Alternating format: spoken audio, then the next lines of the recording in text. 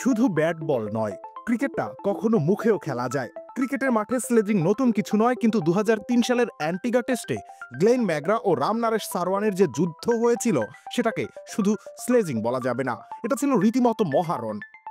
Glenn McGrath নিজের সময় সেরা পেসারদের একজন। ৯০ দশকে তিনি ছিলেন গ্রেটনেসের চূড়ায়। তার বোলিংয়ের উপরে ভর করে অসংখ্য ম্যাচ নিজেদের করে নিয়েছিল অস্ট্রেলিয়া।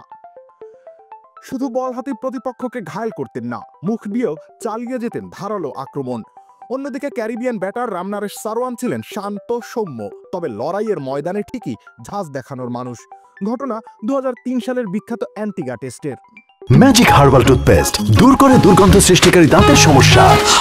ইয়েস, দেখাও তোমার ম্যাজিক।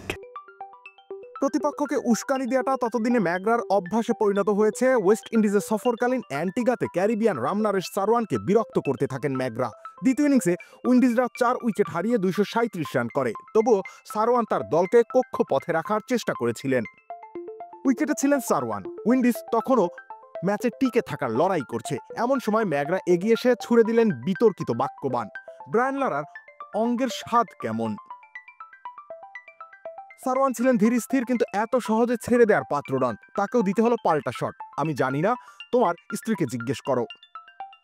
ব্যাস, আগুনে যেন আরো ১০ লিটার তেল পড়ল। ম্যাকগ্রার স্ত্রী তখন ক্যান্সারের সঙ্গে লড়ছিলেন। সেই প্রসঙ্গ টেনে আনার পর ক্ষোভে ফেটে পড়লেন অজি পেসার। তেরে গেলেন সারওয়ানের দিকে, রাগে চোখ মুখ লাল করে বললেন, তুমি যদি আমার স্ত্রীর নাম আরেকবার উচ্চারণ করো তাহলে তোমার জিহ্বা টেনে ছিঁড়ে ফেলবো। মাঠে তখন রীতিমতো যুদ্ধাবস্থা। আম্পায়ার ও সতীর্থরা এসে পরিস্থিতি সামলান, কিন্তু সেই উত্তাপ ছড়িয়ে পড়ে পুরো ক্রিকেট বিশ্বে। স্লেজিং ছিল, আছে, থাকবে, কিন্তু ম্যাকগ্রা সারওয়ানের সেই তপ্ত বাক্য বিনিময় ইতিহাস হয়ে গেছে চিরদিনের জন্য। রবিউল ইসলাম রানি, খেলা ৭১।